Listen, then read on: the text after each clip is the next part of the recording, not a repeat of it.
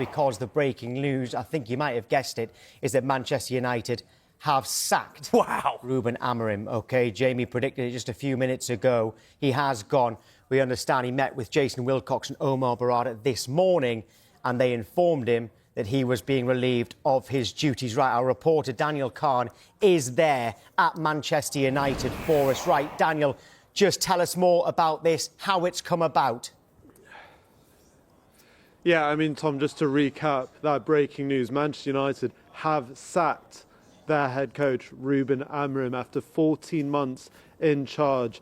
He met with the director of football, Jason Wilcox, and CEO Omar Barada this morning, who, as you mentioned, have relieved him of his duties. Now, this comes after his post-match comments after that 1-1 draw at Ellen Road yesterday, where he kept repeatedly saying he is the manager of Manchester United, not the head coach. But as we reported late last night, there'd been increased tension between Rúben Amorim and the hierarchy at Manchester United, especially between director of football Jason Wilcox, and that has led to the United boss leaving the club after 14 months. I told you earlier this morning there'd been a mood shift in recent weeks. This has been building up for weeks now, especially since Christmas Eve, and it seems like it has now come to a result of Rúben Amorim now leaving Manchester United just after that 1-1 draw yesterday. Incredible news this morning.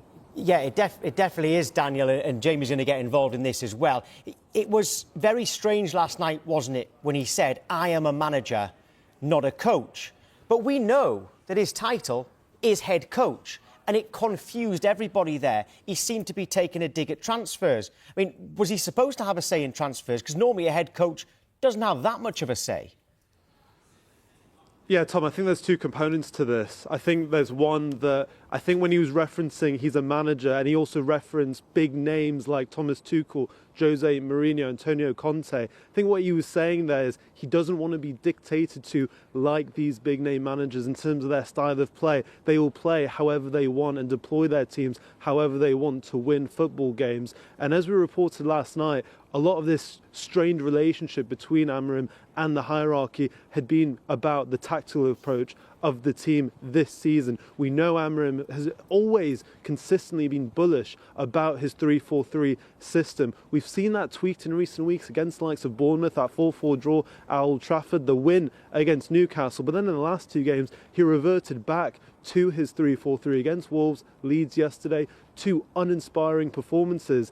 And I think there were real questions raised this season around his system. I remember when they played Fulham at Craven Cottage, Marco Silva, Calvin Bassey and Alex Iwobi all talking so openly about how easy it was to play against Amorim's team. I think with a hierarchy that raised serious questions. Grimsby away, although they played a slightly weakened team, continuing with three centre-backs away to Grimsby. Serious questions having gone out of the Carabao Cup at that stage. Brentford away was also a very questionable performance in that loss as well at the G-Tech Stadium. So I think this has been building for a while. Transfers has been a separate issue. From what I understand, that hasn't been the main reason for their tensions. Although they had different strategies about it, Amorim wanted to spend this month, whereas the likes of Jason Wilcox and the likes of Christopher Vell, head of recruitment, looking at transfers, they didn't want to make the previous mistakes of the previous regimes at the club, really risking their future windows, really wanting to reinforce long-term